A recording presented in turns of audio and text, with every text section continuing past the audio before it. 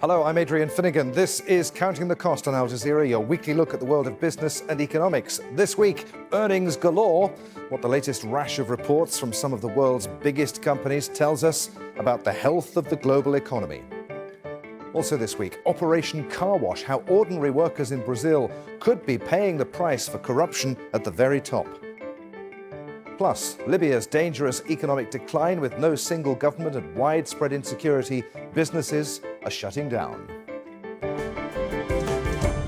Some of the world's biggest publicly owned companies are stepping up with their quarterly report cards. Now, every 3 months, the earnings season acts like a kind of corporate health check. It allows us to gauge which sectors are growing the fastest, making the most profits, and which operations are failing to make the grade or live up to the hype.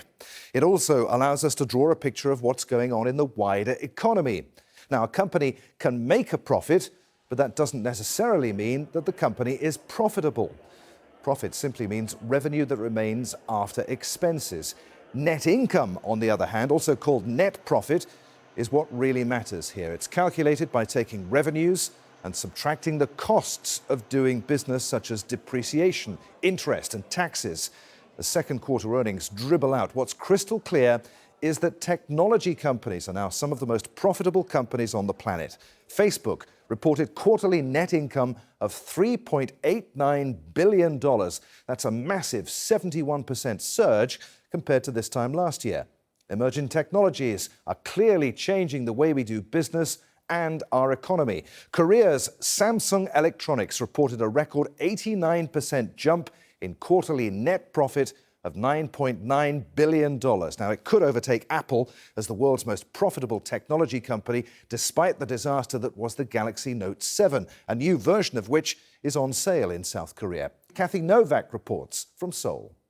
It's not just phones contributing to Samsung's bumper profits. The company is also a leader in the memory industry, and its chips are in high demand even from competitors such as Apple. Because of the huge demand from the smartphone business, actually they are enjoying this big favorable cycle of memory business. That's the main reason why they have a huge profit last quarter.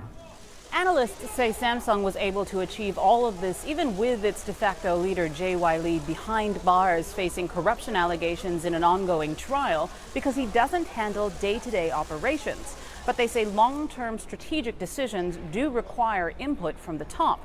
A verdict in Mr. Lee's case is expected next month. Joining us now from London, Jeremy Cook. Jeremy is Chief Economist and Head of Currency Strategy at World First. Jeremy, good to have you with us. I know they're just a snapshot, but what do the current slew of earnings tell us about the health of the global economy? Oh, it shows that the largest multinationals really out there in the world are still continuing to bring profitability onto their balance sheets and reward shareholders appropriately. The key thing around the global economy is actually whether we start to see those businesses reinvest those profits back into the businesses, or whether it just sits on a balance sheet and doesn't get put to work. So there's a bit of a breakdown between Facebook, for example, blasting higher in the aftermarket post a very good earnings run, and how that feeds into global GDP. But you know, the correlation is still strong that if these companies are losing money, then the US economy, for example, is likely to be in a recession. You mentioned Facebook, a tech company, of course. To what extent, as far as the winners are concerned, this earnings season, is it all about the usual suspects? It's tech companies, it's financials, it's energy stocks. So far, you know, those are the bellwethers that we look for, certainly towards the US economy. How is Facebook doing? How is Google parent Alphabet doing? How is JP Morgan going to do? Amazon, for example. You look at all these companies coming together, and you know, Facebook's earnings of something like profits of $3.8 billion over the course of the past 3-month period show that these companies are, you know, very, very healthy at the moment. But we have to look at other places as well. Utilities companies within the United States and around the world seem to be a little bit under pressure. Maybe movements in the oil markets to blame for that. But the key is about that money being reinvested, and just how these businesses are able to guarantee that money also will be returned to shareholders later on down the line. 10 years on from the financial crisis, how is the banking sector doing right now? What can we read into financials earnings? Well, there's still pretty much a broad split globally in the banking sector, and you look at places, for example, like JP Morgan or Goldman Sachs in the United States, but obviously in Europe, you look at the Greek banks, the Spanish banks, the Italian banks, who will also be reporting over the course of the next couple of weeks, and they are still laden with non-performing loans, with debts that are not being paid off, and obviously still having to, in some cases, go to governments, go to the European Union, and ask for help and be bailed out or bailed in. Now, JP Morgan, Goldman Sachs, the other US banks, the banking system has been very, very strong, and certainly the banking shares have been one of the main risers over the course of the past 6 or 7 months, certainly since the election of Donald Trump, based on the belief that the Trump administration would be a friend to the banks in the form of lighter regulations. Now, that may not come through for a while or so some of the shine's been taken off that apple, but banking shares have been doing particularly well, and you'd have to say that their earnings will be higher as well. And if a country's companies are doing well, that their earnings are good, does it necessarily follow that that country's economy is doing well? Sometimes it will do. Obviously, if the domestic-based economy is doing well, and companies which are attuned to that domestic base, let's say a supermarket, for example, if they are doing well and consumers are out there spending money, then British GDP or US GDP is likely to see an increase in that as a result of that rebalancing of the economy towards consumer services. The one thing that we have to remember is that some of these companies, Apple, Starbucks, Google, Facebook, they're so multinational that being able to apportion a certain amount of their growth to growth within a country, and therefore apportion it to that country's GDP is a very, very inexact science. And obviously a lot of it will go into the United States economy, but Apple in Ireland, Facebook here in London, over in China as well. You have to look at how those companies are performing. It's much more spread out the more multinational a company gets. And what about companies that aren't publicly listed? Is it possible to tell how they're doing and what impact they're having on the global economy? It certainly is, obviously. I mean, they form part of the GDP statistics. They'll form part of sentiment indexes as well, where we can survey a business, see if their orders are up, if they're employing more, if those new employees are being paid higher wages. The stock market is a great barometer of corporate profits and how investors look at corporate profits moving forward. But still some of the most profitable businesses are very, very in the dark, sheltered, non-listed companies. They could be a hedge fund, for example. They could be an asset manager, a private equity company. But in the grand scheme of things, they are not listed, and therefore we don't have so much of a deep dive into their balance sheets on a quarter-by-quarter basis, because obviously any public listed company has to submit those to the regulators on Q1, Q2, Q3, and Q4. And you touched upon it earlier. What are these companies, the companies that are making big profits right now, what are they doing with all that money?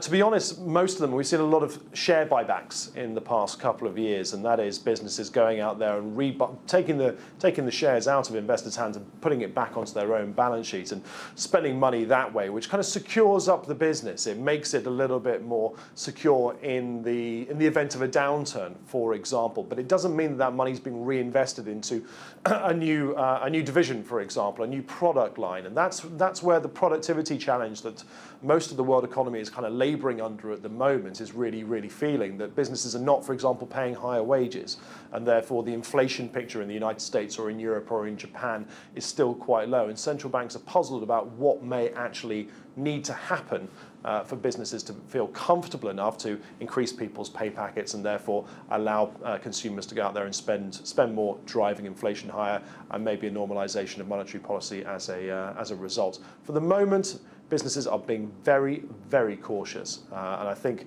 most people out there would like to see them stretch their legs a little bit. Jeremy, really good to talk to you. Many thanks indeed for being with us on Counting the Cost. Thank you. Now, the organisation in charge of keeping the global financial system on a firm footing takes the pulse of the world's economy every few months. The latest report from the International Monetary Fund says that overall growth is on track. However, it's cut its forecast for the US. It predicts that the world's biggest economy will expand by just 2.1% this year, down from a previous estimate of 2.3%. The IMF blames uncertainty about President Trump's ability to get tax reform and infrastructure bills passed. The IMF also cut growth forecasts for the United Kingdom, citing Brexit uncertainty.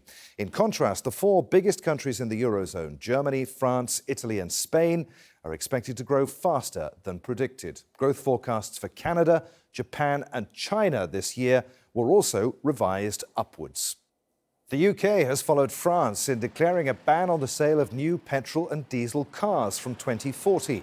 The government said the move was needed because of poor air quality and the impact on people's health. The plans to have cleaner electric and hybrid cars taking their place. And we've spoken before on Counting the Cost about the acceleration towards electric cars, but let's take a closer look now at the lithium-ion batteries used in those electric vehicles.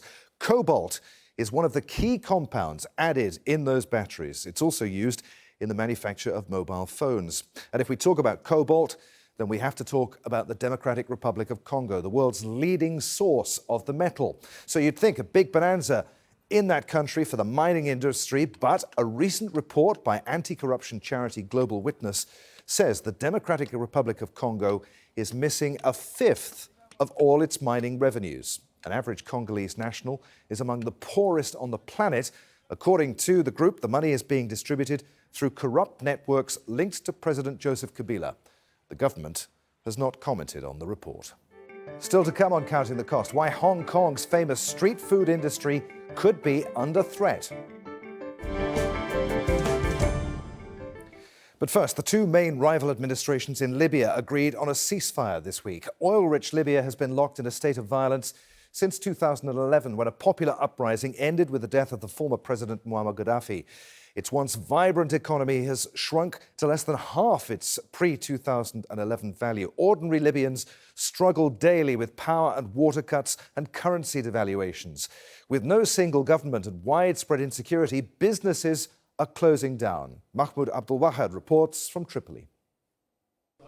There are no customers for Abdul Salam and his fellow shop owners at this market of traditional outfits in Tripoli.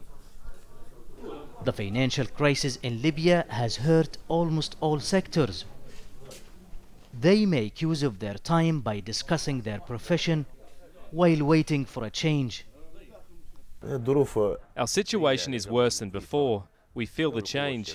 Purchasing was better before. Customers used to buy many pieces at a time, but now they hardly buy one piece and even pay in installments.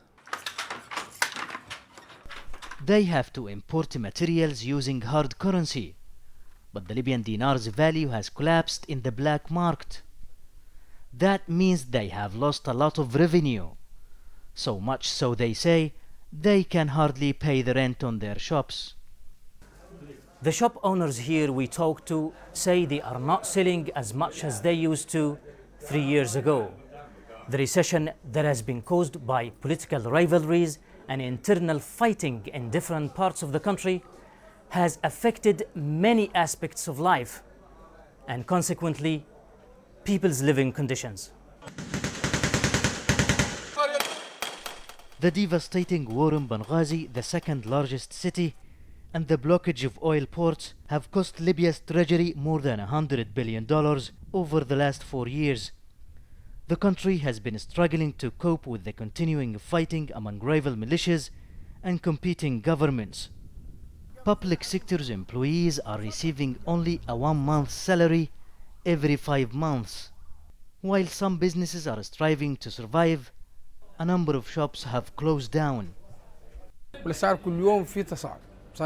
We have reduced our consumption to only basic needs and medicine. Prices are going up on a daily basis. People are so tired. We are calling on officials to look into such issues seriously. People are fed up. There are international efforts to bring peace to Libya. Many people like Abdul Salam are hopeful that their situation can get better soon. Safety inspectors in Peru are trying to crack down on dangerous working conditions. It's been prompted by the recent deaths of 2 young men who were locked in their workplace. The International Labour Organization says that it's not uncommon for people to be working in what it calls slave-like conditions, as Mariana Sanchez reports. An inspection and control unit of Lima's municipality is combing through businesses in the capital, searching for people working in dire conditions. They're trying to avoid another tragedy. Last month, 2 young men filmed themselves desperately trying to break open a metal door. They had been working inside a makeshift container illegally placed on the roof of a gallery of stores packed with flammable materials. For hours, 21-year-old Jovi Herrera and 19-year-old Jorge Luis Huaman waved for help. They were padlocked inside their workplace. Firefighters couldn't save them.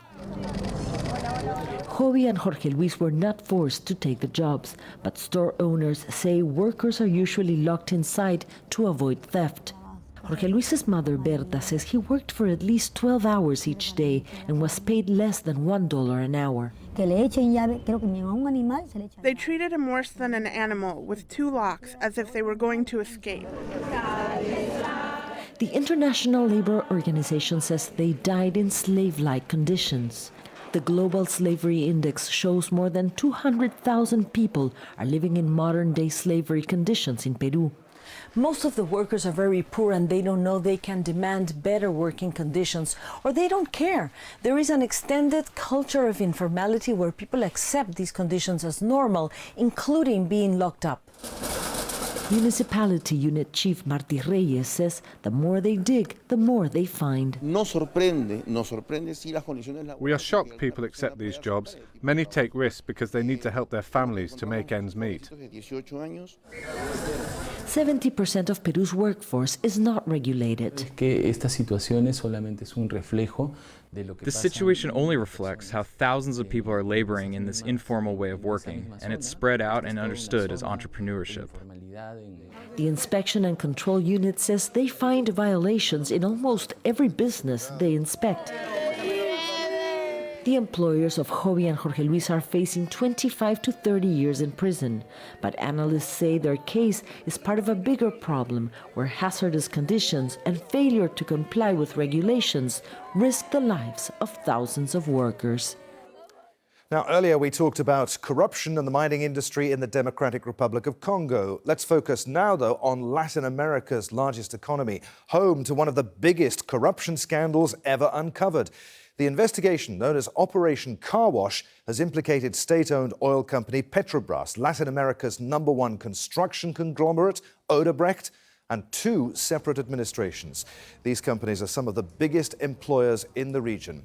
The country is also suffering from its worst ever recession, and the widespread disruption means finding a job has become more difficult. In Brazil, there are now 13.8 million people unemployed, according to figures released this month. Joining us now via Skype from Kent in the UK is Alfredo Saad Filho. Alfredo is a Professor of Political Economy at SOAS University in London. Good to have you with us on Counting the Cost, Professor. One has to wonder what it's like at the moment to live in Brazil with so many of the country's business leaders and politicians tainted by guilt, association or suspicion of corruption. I mean, what is that doing to the country? This is unprecedented. The impact of the corruption scandals and corruption investigations in Brazil far exceeds any recorded experience, far exceeds the clean hands operations in Italy in the early 1990s.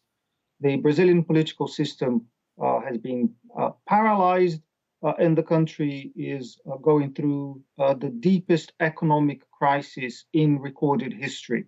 It is an absolute disaster unfolding in the country at the moment. Is there any light at the end of the tunnel yet for Brazil? Not clearly, no. There are presidential elections scheduled for October 2018. They may or may not be anticipated if current President Michel Temer is forced to step down in case Congress accepts charges of corruption, charges of obstruction of justice, and other charges that have been made and will be made against him by the Attorney General's office. So that might offer the space for a political resolution of the crisis. But I think at the moment this looks unlikely. It looks unlikely that President Temer will be forced to step down. and it looks unlikely that this would allow the country to reconstitute its political system. Brazil's reputation has suffered significantly. Investment has all but dried up. How important is it that the country gets to grips with this situation sooner rather than later, not just for its own economy, but for the region's economy? It is very important. And I'm being pessimistic, but I think in a realistic way. The rate of unemployment in Brazil has increased from 4% to 14 or 15% between 2014 and the present time.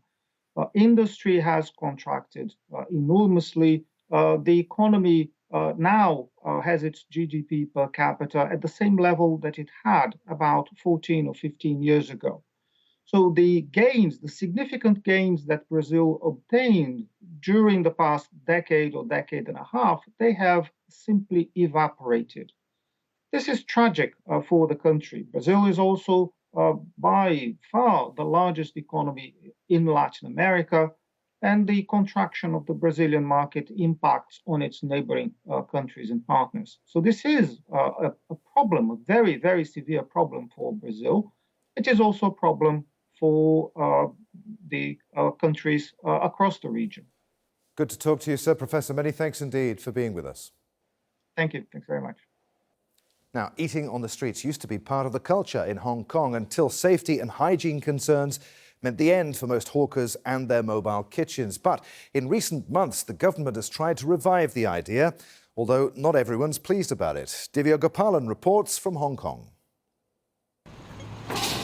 On any other day, this would be an illegal trip for the man once known as the King of Rice Rolls.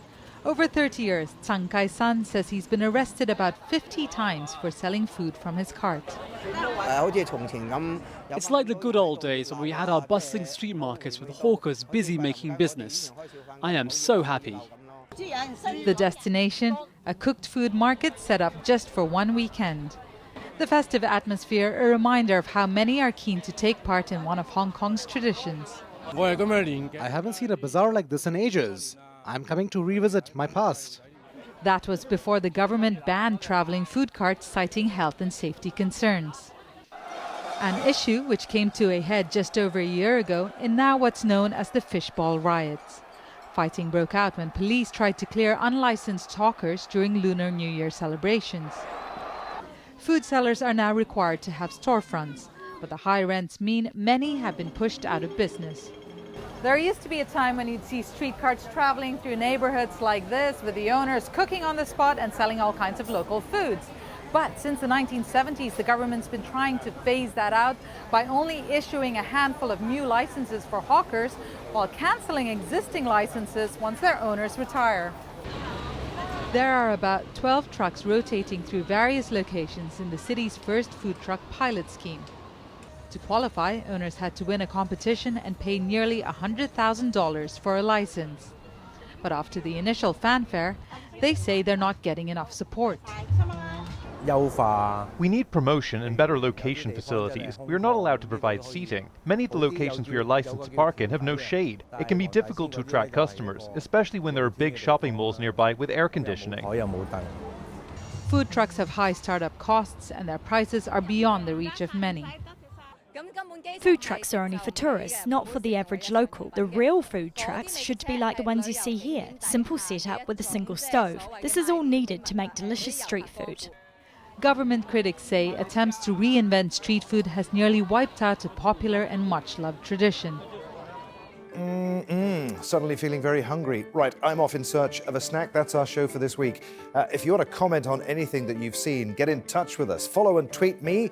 I'm at A Finnegan. Please use the hashtag AJCTC when you do, or you can drop us a line. Countingthecost@aljazeera.net is our address. As always, there's plenty more for you online at aljazeera.com/CTC. That takes you straight to our page, which has individual reports, links, even entire episodes for you to catch up on. But that's it for this edition of Counting the Cost. I'm Adrian Finnegan from the whole team here in Doha. Thanks for being with us. The news on Al Jazeera is next.